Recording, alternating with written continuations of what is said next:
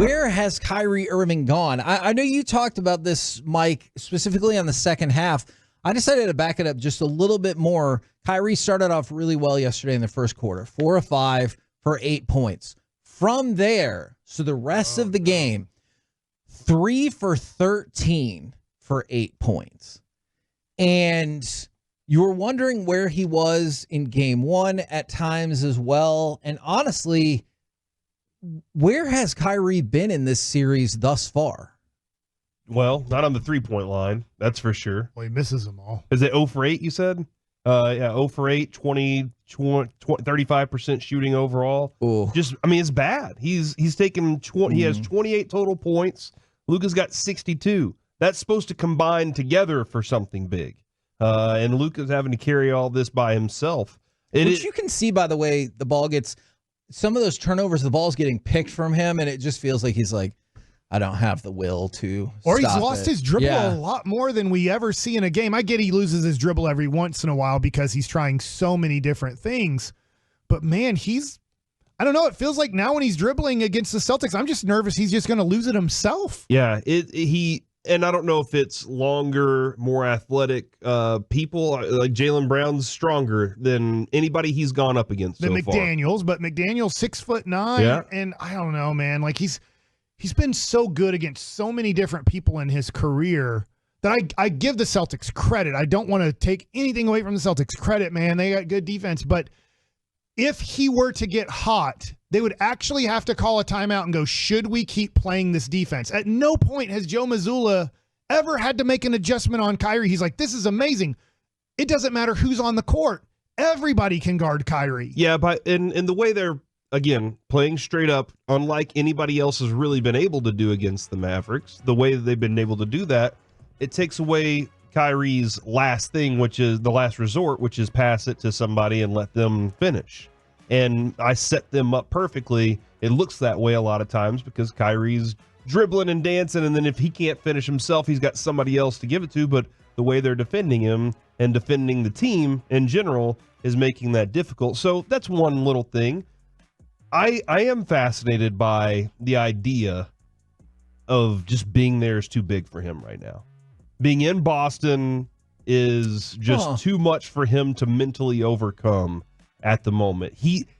As he's leaving the arena, I don't like it, but as he's leaving the arena, he's telling him I'll be back for 5. And like I feel like that's cool and everything if you got a plan nobody else knows about and you're just waiting to hold on to that, you're sandbagging it. But right now, I don't know where you get that confidence from. Or maybe you're just trying to speak it into existence. My confidence is here. This is what it is. But I do wonder, Mike brought it up as he walked in this morning, was, hey, man, maybe it is in his head, and he can't get over that thing that they have going on. I think he's trying to convince himself after game one, I thought the crowd would be louder. I think he's trying to give him, in a weird way, how confident Kyrie has been as a Dallas Maverick, and I've loved him as a Maverick. I still love him as a Maverick today. It happens. He's playing like crap. It happens. I hope that he plays better Wednesday night, but he has a very major mental situation in Boston. All right.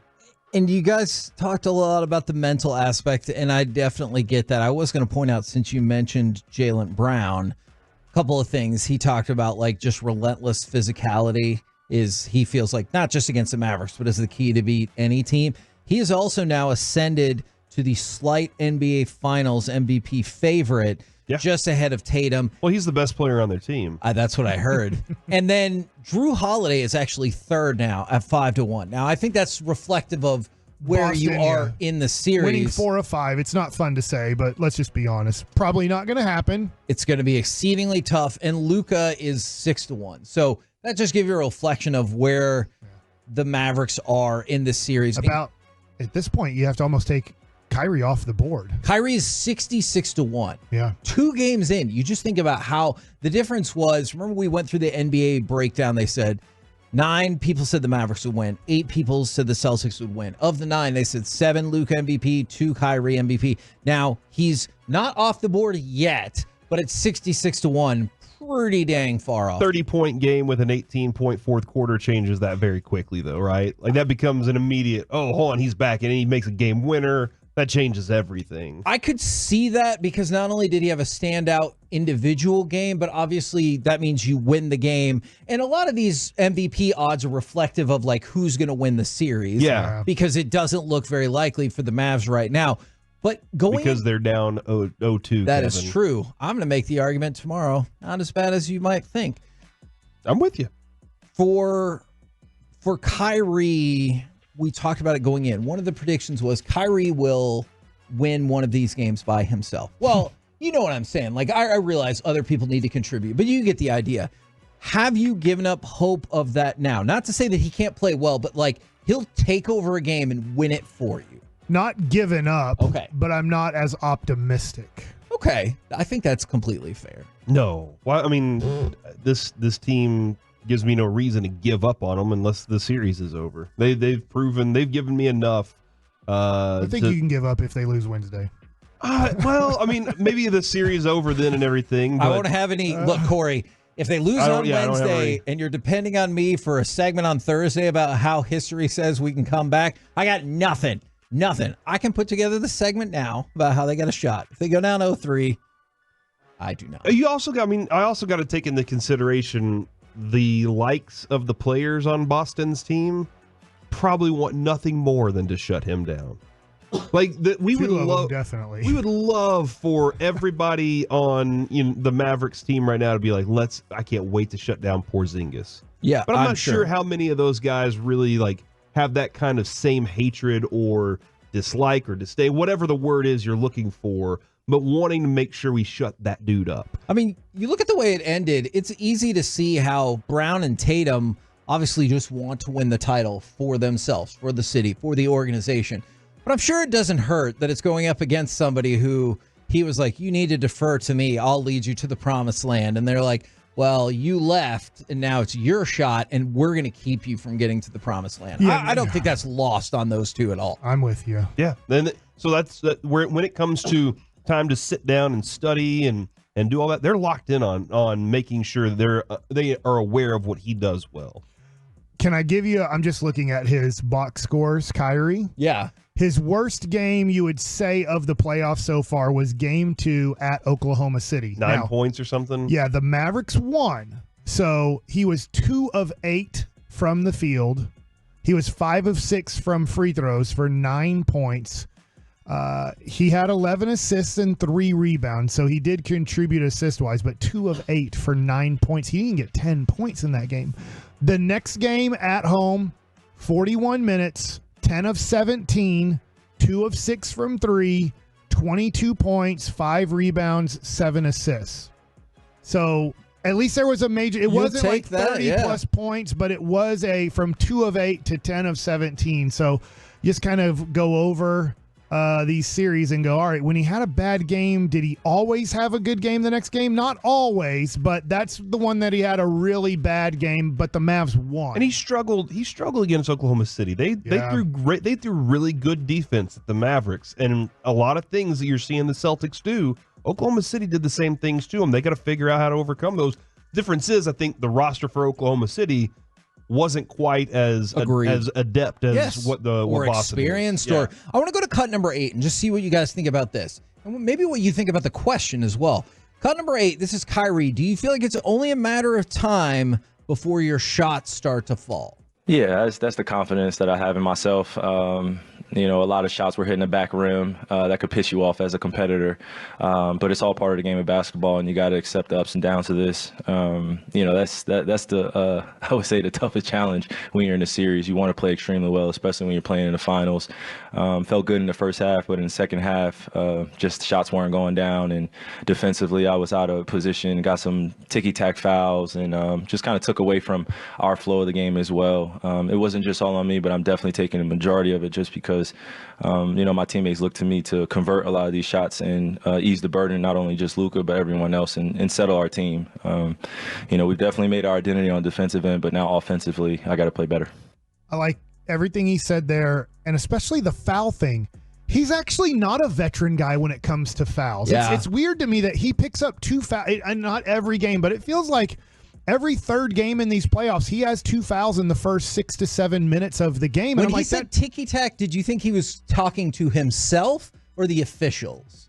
Like, did you think he was like, both. I made it? Okay. Yeah, I like the both answer, but dude, like, we got to be better at that, because then you got to watch for charges now defensively. You just got to let them go and lay it up. I kind of look at Kyrie and I'm like, dude, you have too many, the first 6 minutes of games, you have too many bad fouls, and you wouldn't expect that from a 32-year-old guy. Now, there's a couple of things that people have weighed in on here, and this is what I wonder about. I appreciate that he has confidence. Like, what else is he going to say? Now I'm probably going to keep missing the whole series. But a couple. I feel like that's something Mike would say. I mean, that's fair. Like, I don't know. And he did say, what he's saying is, I'm online. Yeah. I'm not left and right. That's a much more major adjustment. Ask all the other shooters for the Mavs. He said it pisses him off. But from the 972, really don't think it's mental with Kyrie. I think Boston has been amazing on defense. And another person from the 940, Kyrie. I love Kyrie, but give the Celtics credit for putting a good defender on him. So I know it's not a singular effort by Jaylen Brown, but Jaylen Brown continues to come up in some of the most glaring plays that you see of him absolutely getting shut down. It was I think it ended up being a travel call, but it was the ridiculous attempt at a three-pointer where he kind of like hop-stepped off of Jaylen Brown, just shutting him down. Was it a travel call on that? But the Mavericks turned the ball over because he got shut down, and you see Brown in those situations a whole lot. They have been playing good defense, but also physical defense on Kyrie and the rest of the Mavs, and clearly that's thrown at least some of them off. Oh yeah, absolutely. The physical defense, they are an imposing group. The entire group is longer and probably stronger than anybody that they've dealt with. So, well, maybe Minnesota, but Minnesota they were able to abuse in a lot of different ways. But they're a very long and strong team right now. I told my son about this. I said Denver probably would do better against Boston's defense. I could see that. And Dallas does better against Minnesota's defense. So I think they're both great defenses. But it's like, what personnel do you have to attack? And if you're Jokic and you have Rudy Gobert and Karl Anthony Towns and Naz Reid and what they had for the other role players, that affected Denver more than maybe – because Boston, if you ask Al Horford and Kristaps Porzingis to guard Jokic or one of their wings, they're probably in big trouble. So Denver probably wouldn't be this offensive struggling. I know that's just a horrible sentence, but wouldn't be struggling offensively against Boston the way Dallas is, because Denver struggled offensively against Minnesota. So that's where everybody's like, oh my God, this Minnesota defense. But Dallas had the personnel to attack their defense, and Denver probably has the personnel to attack Boston's defense better, where obviously with Kyrie can't get anything off. And even when he is open, he misses. Who are we supposed to go to? Obviously, that's where Shaq is stupid and says Tim Hardaway Jr. But if you do look at it, the Mavericks' other players do play off of dominant ball handlers, and they have to. They're not talented enough with the ball to play off of themselves. So it's just this defense might just be the kryptonite to the Mavs offense. And this part is extremely frustrating because people keep bringing up nobody can beat Drew Holiday off the dribble. That's why, like, on the ball, he's an incredible defender. That's why his offensive contributions are so frustrating, right? Because you have talk about, hey, this is one of the best defensive backcourts we've ever seen. After most of the Mavericks' march to the playoffs has been, this is one of the best offensive tandems we've ever seen. And you talk about it, offense usually wins out. And I know Luka's getting him, but their defensive backcourt is incredible. And then when Holiday's also like, hey, I can drop in 20-plus points. Were most of them on layups when you're like, what the hell were we doing there? Yes, but still, that's frustrating. Yeah, I saw a video this morning on Drew Holiday, and it was like he spent the entire offseason playing only defense. Like working on his it looks like it was just video after video of him denying people defensively, and I was like, oh man, what work? He was trying to go in there and be better than Marcus Smart. And he's shown up as a viable option for them as they've gone along. I know people have been talking about ball movement, and I've been talking about ball movement. Here's something I don't know, and I would love for Mike and Reggie to be able to help me out with this. When they're playing one-on-one like this defensively, does moving the ball around, does that affect it as much? Because it feels like you're trying to find the open guy because there's a double team somewhere else. So what I'd say is what you have to watch is the other guys who aren't strong doubling Luka. How are they playing off the ball? Because you'll see like Gafford's not double teaming at times, but he's in the paint for 2.5 seconds and then steps out, and then he's like, I'm long enough to try to sprint to the corner to get to that corner three. So they're not just guarding closely the 4 other guys and going, we're not sending any help if Luka wins this one-on-one matchup, because Luka's winning a lot of one-on-one matchups. It's then, all right, we throw it to Kleba, and they don't close on him. Yeah. They're like, we don't. So then Kleba's passing it to a covered guy, or they pass it to Josh Green and he just bricks, or they pass it to Jones Jr. and he just bricks. And so the thing is those guys are going to have to knock down shots to get them to either not help as much, or I guess you can remember this in other series, or they start cheating towards the corners. And then the alley-oop is available because we've made enough corner threes for them to respect that. So far in 2 games, the Celtics haven't had to do anything different defensively because we haven't made them have to adjust. Okay. Yeah. And that's a big difference right there.